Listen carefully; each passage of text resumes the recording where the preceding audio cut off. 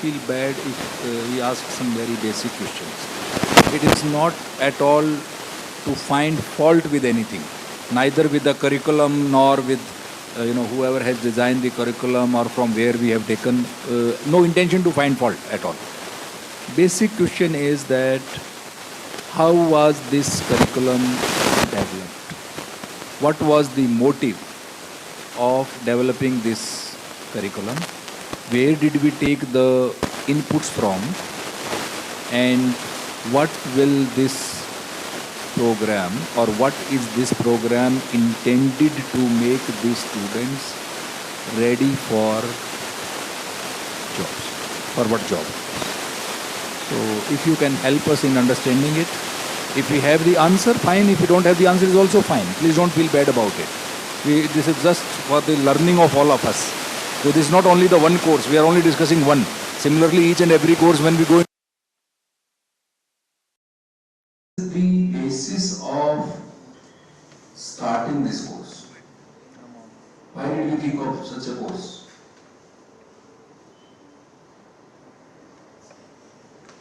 So based on the availability and need-based survey they are doing.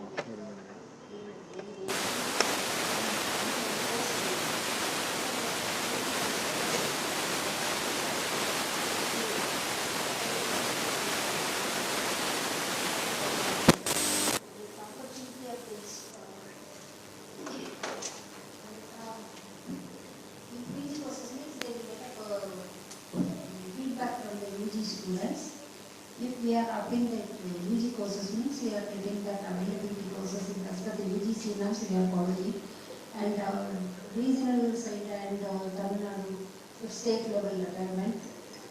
And then we are taking that, then pick up what are the available courses and which is most important to the particular people they are working in.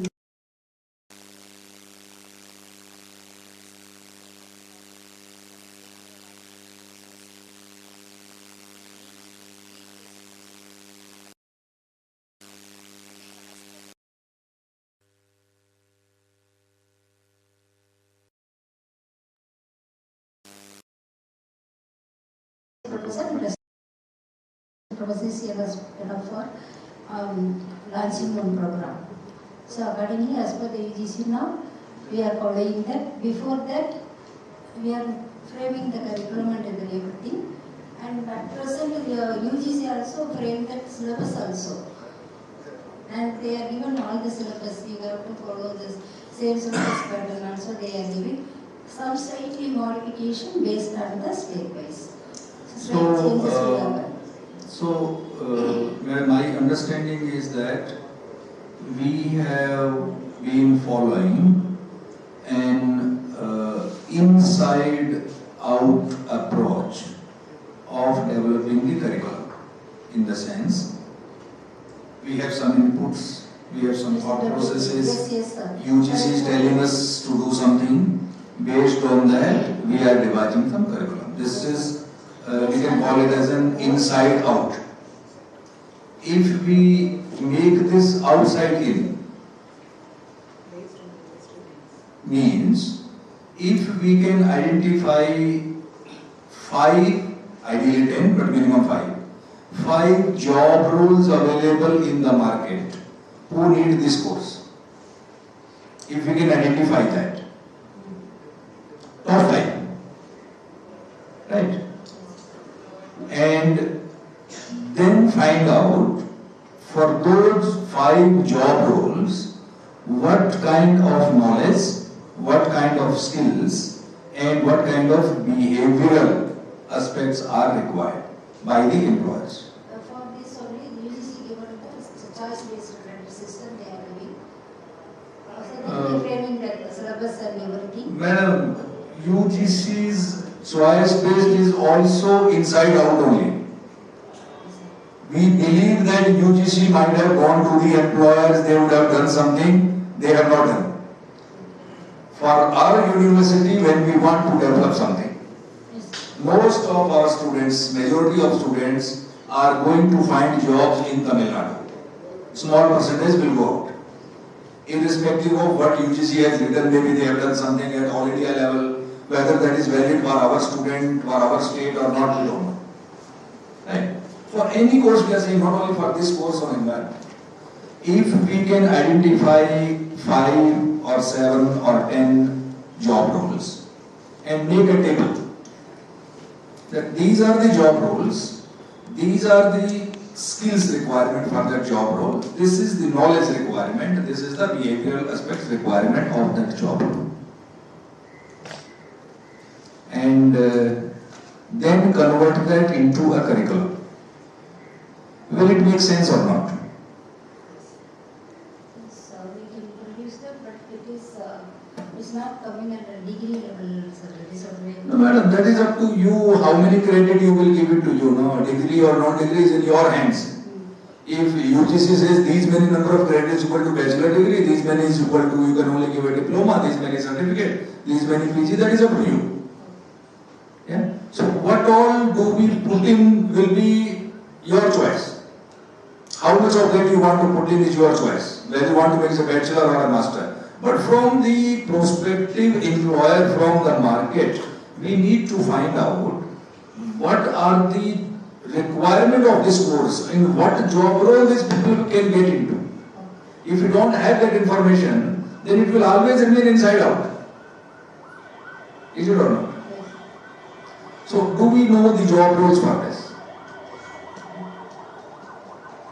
Let us say job roles available in Tamil Nadu. Job role available in Tamil Nadu is one is in the school or a What will they do in the school? teaching. What is that? Second is the Teaching, I have by apprehension that a teacher prepare a curriculum for a course only to be taught. It's not really very productive. You teach to some 100, 200, 500 students, those 500 will teach to another 5,000, that 5,000 will teach to 50,000. For what purpose? Isn't it? I'm not saying teaching is not useful. I'm saying you cannot design a course only to say that it can further be taught. For what purpose? It has to be productive, na? Somebody has to make use of it. Is it or not? So what use this course can be made of by a company? So one is that the corporate sector is the software companies. They are recruit this geography students. Now, which company will have, which industry, let's say company is a small industry, which industry will have the need for this curriculum? So TCS, so one is that. Right. So what job role TCS has? Spatial executives. The title is what's the employment name is the spatial executive. Okay. Name is that. They are extracted the satellite images, delineated the spatial information through this software technology. Okay. So that is an executive. Okay. So using that the software. So need the software expertises for this process. Okay. So how many such companies like TCS in India would be there? And TCS and DSM. What is that within the Tamil Nadu? Okay. DSM. Okay. DSM and Geo Media and in Chennai also is a lot of spatial industries there.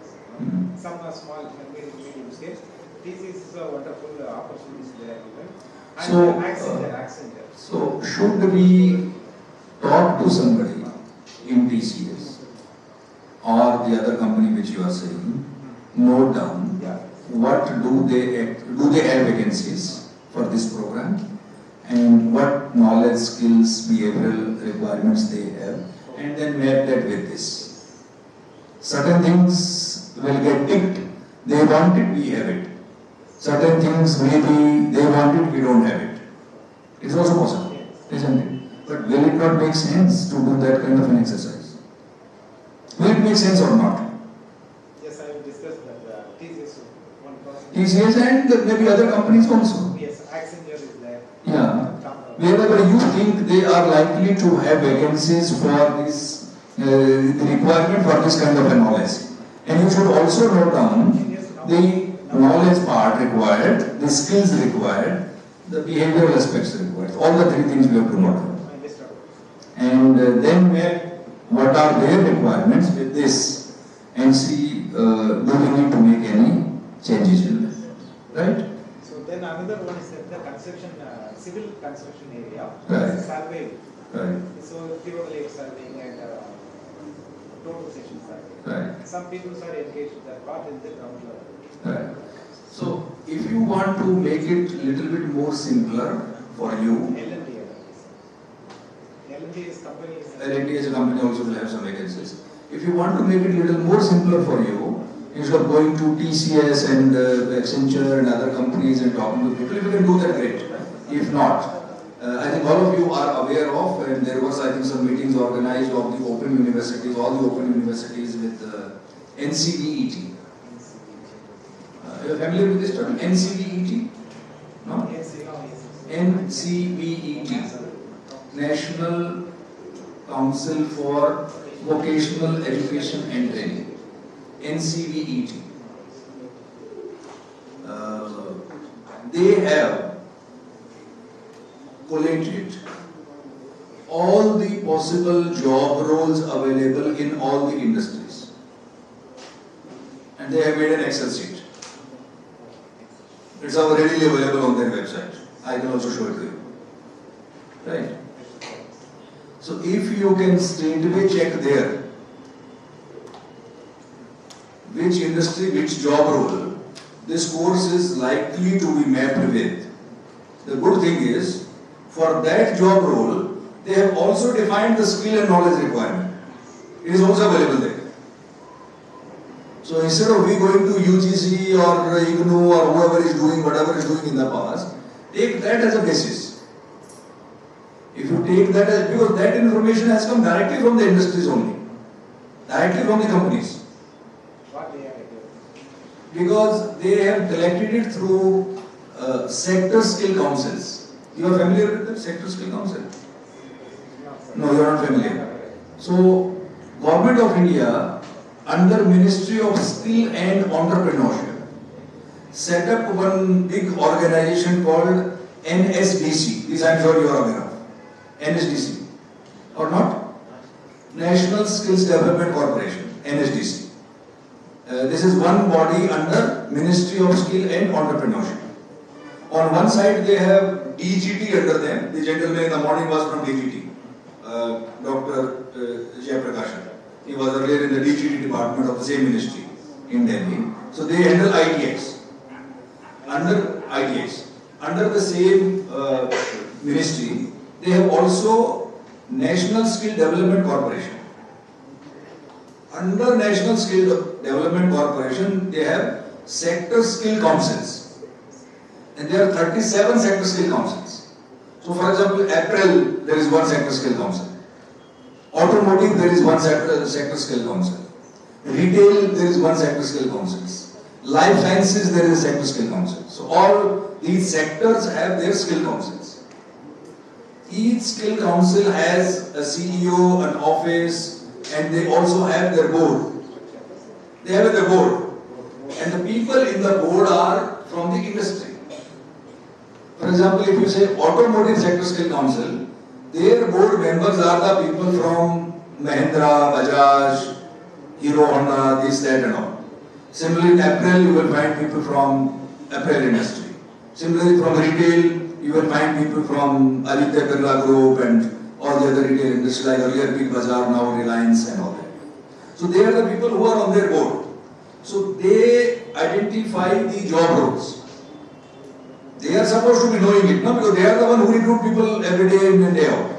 Right? So they have collated those job roles. They have defined the knowledge, skill and behavior expectation from each one of those job roles. If we can take that as a basis and map our courses accordingly, things will become easy. You don't have to reinvent the wheel. Is it or not? Is it making sense to the people, especially those who are on the last bench? Are we only talking here? Are we also listening to us? Yeah. Is it making sense, madam? Yes or no? So then let us look at all our courses like that only, na? That skill registry, what I just mentioned, is readily available in the Excel sheet on NCVT website. I can also show you the download. It can be downloaded within 2 minutes. And there you have all the job roles. You pick the job role. For that job role, the skill required, knowledge required, behavior required is also mentioned there. I'll show you maybe one example. Since our colleagues from the management department are here, although we don't have much time, it's only 5:10. Can we understand the bachelor degree program in management, BBA program? What all do we cover? And what all job roles do we make these youth ready for? Broadly, maybe in a few minutes if you can just help us. What all do we teach them in a BBA program? Maybe you can use that, please.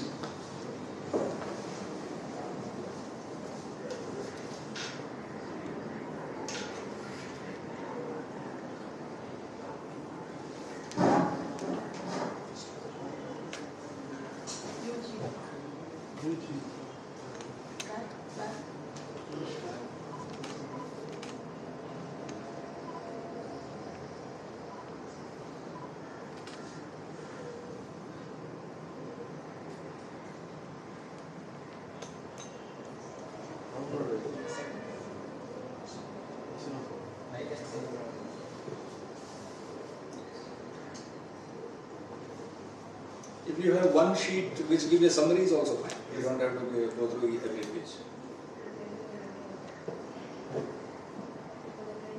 This is good enough.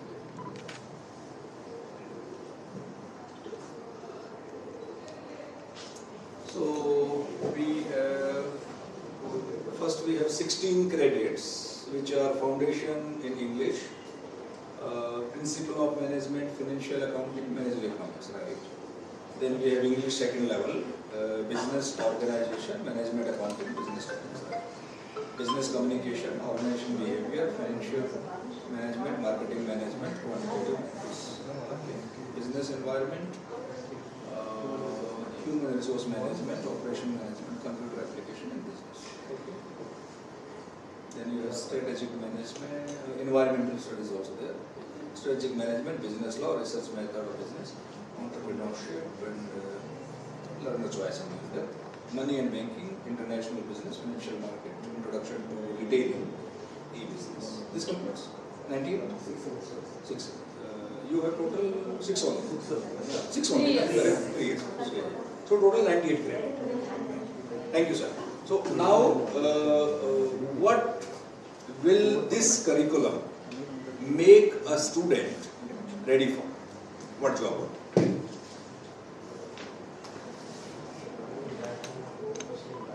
Yes. International business, for international trade. Yes, yes. Financial markets and for this stock brokers, all those. Yeah. And retailing for all the retail FMEs, and business laws for legal compliances, especially all business laws we cover, including labor law. And operations management, where even in industry, operations management is separate, especially for plant layout, inventory management also. HR is especially for HR department, right from recruitment selection, all those functional. And quantitative methods, of course. Marketing management, marketing, sales, financial. This OB is exclusively in psychology. And management accounting is more applicable.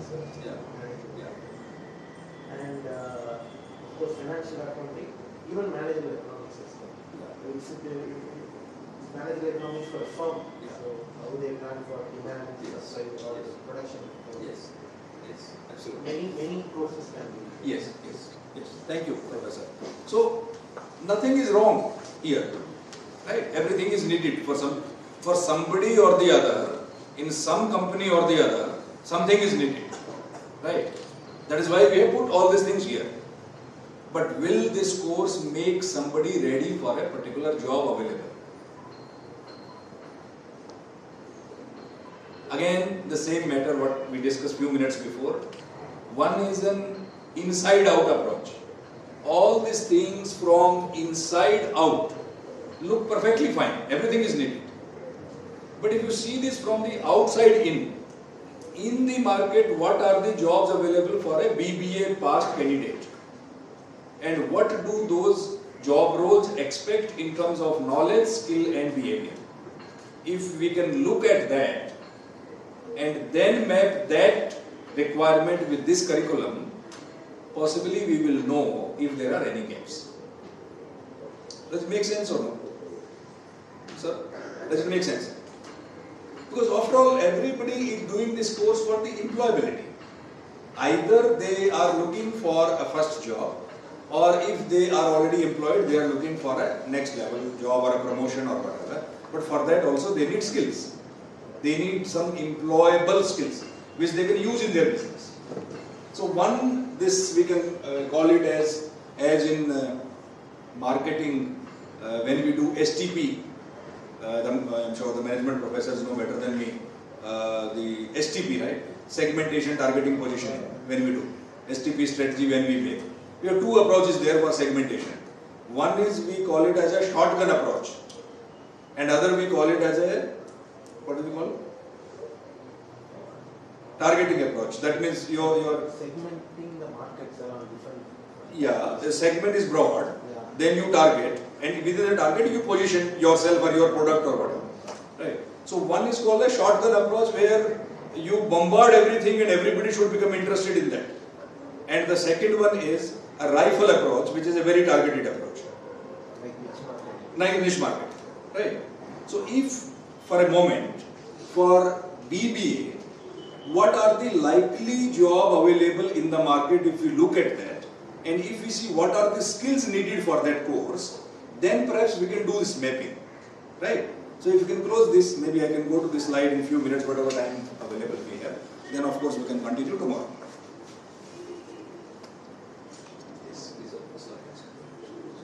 Plus one more syllabus, MS. We will, can we do that tomorrow? That one, your time also you said. Yes, Already sir, another 5 minutes I want to do. Yes. So if we can go, yeah. So this is what we were talking about, bachelor degree of any discipline. We have taken, let's say, BBA now.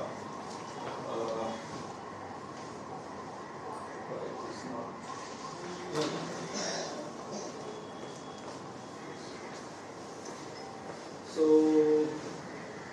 under this, I think we have covered. This perhaps you know, the Commonwealth of Learning, COL-CEMCA, had done this research study in last year, 24, on this topic, graduate employability and emerging skills in India. And from this research study, this project which we are currently working on, which is a 3-year-long project, that has emerged from this study. I happen to be the one who had done this study. So if something is wrong, then you know whom to blame. Right? So all this project of 3 years for all the 18 open universities has come out from this only. And this is available easily on COL's website. If you want to read the whole report, on COL's website, this report is available. You can download from there, or I can also send a link. Madam already has it. Right. So this is little background. Now coming to bachelor degree in management, let us see.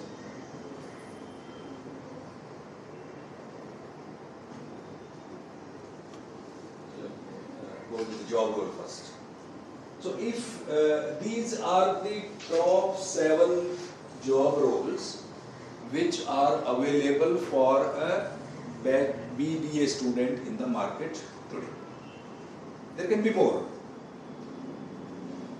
Business Development Executive, Sales and Marketing Executive, Operations Coordinator, HR Assistant or Talent Acquisition Associate, Customer Relationship Executive, Retail Supervisor or a Floor Manager, which is the retail industry, Digital Marketing Assistant. These are 7 of the top. There are many others, of course. So these are the job roles available in the market for a BBA student. Now for these job roles, if we have to identify the soft skills required, the domain or the technical skills required, technical will not be many, but domain skills will be there, and the future skills required.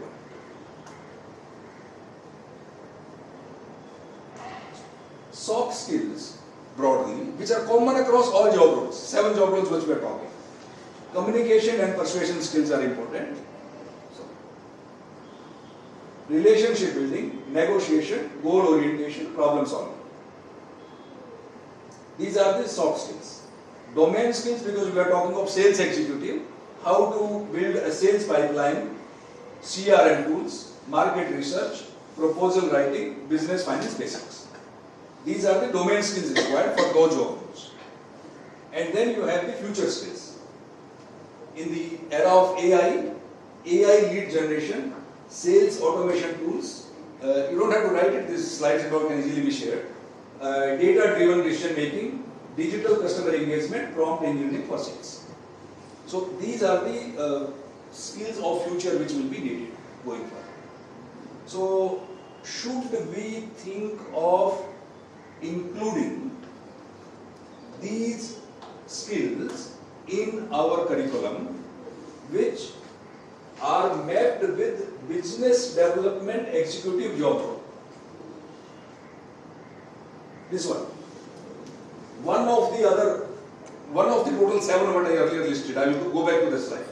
For business development executive, these are the skills needed in the market. Right? And if you also have to look at the other 6, only one we have done. For sales and marketing, there will be a set of skills required. Some will be common, some will be different. Similarly, for operations coordinator, HR assistant, some skills will be required from this list, some will be different. But if we can identify the skills requirement for all these 7 and bring them into the curriculum, will our students become more employable or not? With due respect to the fundamentals which are already there in our curriculum. We are not saying that we have to replace everything. For example, principle of management and basic HR, basic operations, all that we have to teach them. Otherwise, they will not know anything. So the basic things have to be there. But some of these skills we have to include there if we really want to make them industry ready. Any thoughts on that? Because today we don't have much more time to get into it. Tomorrow we can go into more details if required. But a quick thought on that. This process, does it make sense or it is just useless, blah, blah, blah, blah? No, it makes sense. It makes sense? Any others? Sir, what do you say? Yeah, definitely. So when we are teaching certain parts for the students, we usually tend to change our syllabuses. Only 3 years or 5 years we need to change the syllabus. At this time, concurrently, what is it? At right moment, what is the development has been made and what needs to be changed? So we make some changes. For example, if there is an information technology related subject, computer science related subjects, the basics will be there. Automatically, we will be including another unit or a topic which is which is related to cloud computing or AI, whichever it is needed, it should be added. That will give the students a future perspective. Sure. As we say. Sure. I completely agree with you. So in each one of this course, as I earlier said, we may have to bring one aspect of artificial intelligence. AI, you can say, or it's a digital skill. AI can be a little later, but something of the IT we have to bring in there. There is no question about it. Without that the course will not be complete, will not be futuristic. Some aspect of certain skills which computers cannot learn, humans can learn. Emotional intelligence, dealing with the customers. When somebody reacts, don't get angry. That is also a very important skill. Students need it or not? They do need, right? If we don't teach them, who will teach them and where will they learn? Earlier it was okay, those kind of skills were needed only for the leaders. You join at an entry level, keep doing some basic sales job, little bit here and there, keep learning. After 5, 7, 10 years of work, you will learn those skills. By the time you will get some promotion and you will say, now yes, I am ready to work as a senior manager or a leader or whatever. And by then you have learned those skills. Now total time he or she is going to work in that company is only 2.5 to 3 years. So where is that opportunity to learn all those skills? So they have to be learned in the curriculum only. That is why everybody is talking about bring skill in the curriculum. That is the whole purpose. Because they don't have so much of time now, the companies don't have time to teach them, they don't have time to learn there. That is why we talk about micro credentials, that if some specific skill is required, just pick one micro credential and learn it in a very brief time. 2 hour, 4 hour, 6 hour, 10 hour, whatever is there, but learn only that, because you don't have time to go for that whole curriculum of doing another MBA degree or another master degree or another bachelor degree or another diploma. So if this makes sense, any thoughts, any questions about it, anything against it, from anyone who feels no, this is not okay or this is not required, any thoughts like that, I am very open to that.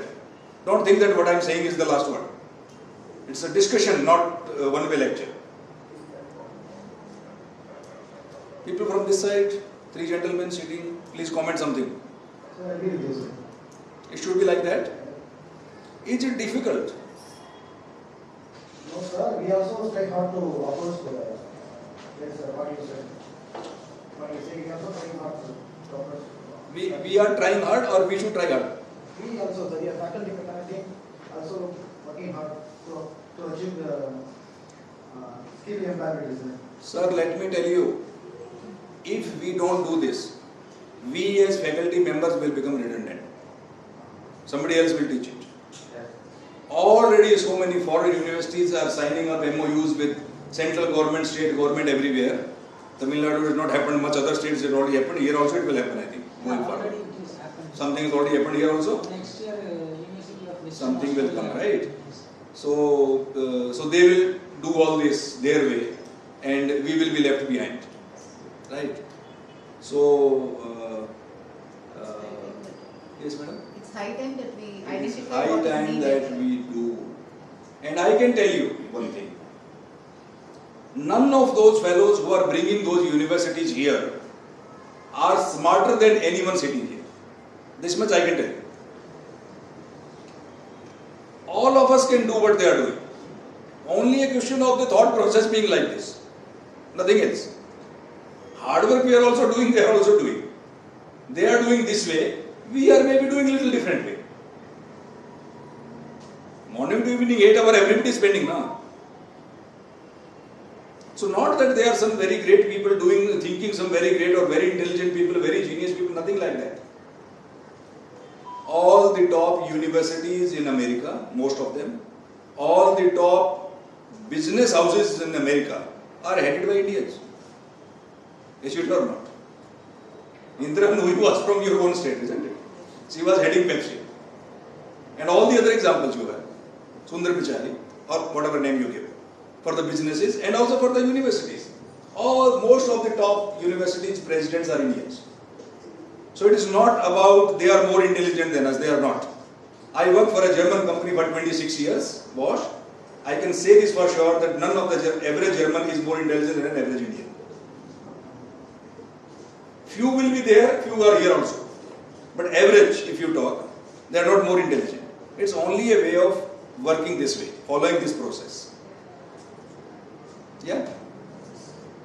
Make sense? Ladies on the last bench? Can we do something? Can we have an approach of changing our curriculum according to this? Will it make sense? Anybody else? From either sides? Any comments, any thoughts, any suggestion?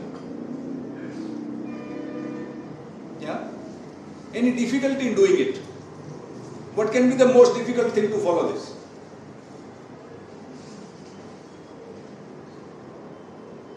Going to each and every company, as sir was saying, would have been difficult. Fortunately, all the job roles have been listed in one Excel sheet by somebody for us. And detail of each job role is available on their website. What knowledge is required, what skills are required, what behavioral aspects are required. They have actually divided the syllabus also there. That for how many hours what is to be taught for this job role. And the job role also, as some of you were talking, NSQF level, National Skill Qualification Framework, they have also defined that if this course is mapped with NSQF level 3, these skills are required. If it is mapped at level 4 or level 5 or level 7, it goes up to level 8 now, it was earlier 10. It goes up to level 8. 8 is the highest level in skill. So as you go higher in the NSQF, these are the additional skills required, either more skills or the same skill in more depth. So that is also defined there. So when so much of work is already available, our curriculum design should become simpler, easier. Is it or not? Yes, madam? Climatic action, they need a lot of programs. What Climatic action, the environmental side. For climatic action, they are asking more promoting courses, skill-based courses they are asking. Right. Interestingly, when you will look at 5, 7 or 10 different programs offered by your university, you will find some of the skills are actually standard common. Everywhere those are needed. For example, there will be no course where the communication skill is not mentioned.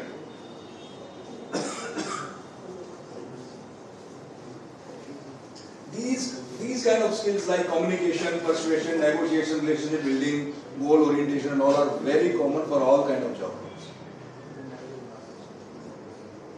No one can succeed in any job without being good in communication skill. Very rare, at least 90-95%. I haven't seen the communication skill as a part of curriculum in the two programs what we saw, environment and DBA, 2 we saw. Nothing wrong, nothing to find fault, not to say that we are doing something wrong or why we have not done it. All the other universities are like that only. But since we are discussing this topic, does something stop us from bringing those skills into our curriculum? Sir? So business communication, yes, which is a very good point, that there is already a business communication there. So, Mostly help us to do what, madam? communication. Artificial intelligence do a lot of work for the communication. No, madam. Artificial intelligence will not be able to take the place of human communication. I can give you one small example. Your time is very less. Madam wanted to finish at 5. We are already almost at 5:30, I think. So I have to close now.